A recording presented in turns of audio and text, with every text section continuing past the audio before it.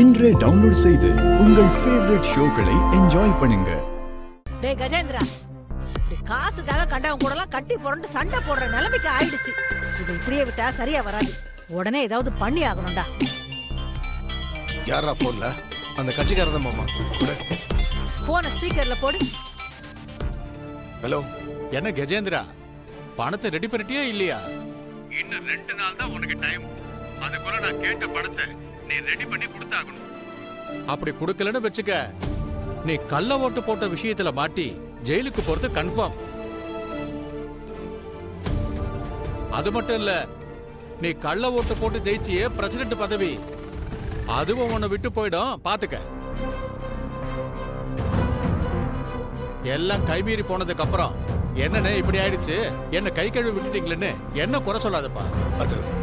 அது வந்து நீங்க சொல்ற விஷயம் எனக்கு ஒன்னும் புரியாமலாம் இல்ல. அது சம்பந்தமா தான் அலைஞ்சுக்கிட்டு இருக்கேன். என் பக்கம் கொஞ்சம் நிலைமை சரியில்லை. இத பாருங்க, என்னால எங்கேயுமே பணத்தை என்னால புரட்ட முடியலைங்க. என்ன கஜேந்திர இப்படி சொல்ற? உன் நிலைமையை நான் தெளிவா சொன்னதுக்கு அப்புறமும் நீ இப்படி சொல்றது எனக்கு சரியா படல.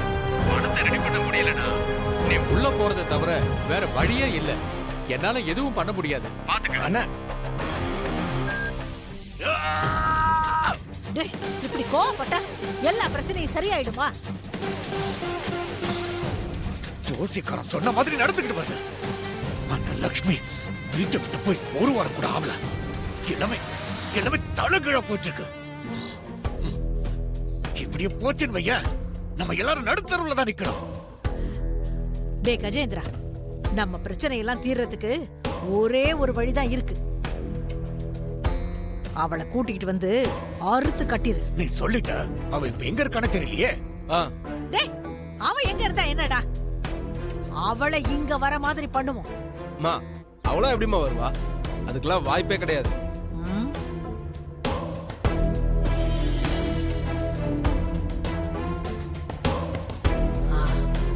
அந்த கிழவி செத்தா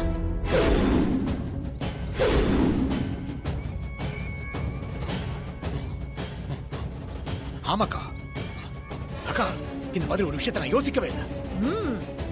என்ன பேசுறீங்க ரெண்டு பேரும்? அம்மா, அப்ப என்ன கிழவிய போட்டலாம்னு சொல்றீங்களா? ஆமாண்டா, இத விட்டா நமக்கு வேற வழியே இல்ல. ஏன்னா அவ இருக்கிற இடம் நமக்கு தெரியாது. இந்த கிழவிய சொல்லி தொலைய மாட்டா. அதனால இந்த கிழவிய போட்டு தள்ளிட்டு அந்த ஓடுகாலியை இங்க வர வச்சு காரியத்தை கச்சிதமா முடிக்கணும். அம்மா, இந்த நேரத்துல கிழவிய கொண்டுட்டா அதனால வேற பிரச்சனை வந்தா என்னம்மா பண்றது? இருக்கிற பிரச்சனையை சமாளிக்க முடியல. டேய், இந்த விஷயத்துல யாருக்குமே நம்ம மேல சந்தேகம் வராத மாதிரி காரியத்தை கச்சிதமா செய்யணும்டா. அதுக்கு கிழவி இயற்கையாவே அவளே செத்த மாதிரி இருக்கணும். இதுக்கும் சேர்த்து நானே ஒரு வழி பண்றேன். பசுபதி, உன் போனை கொடு.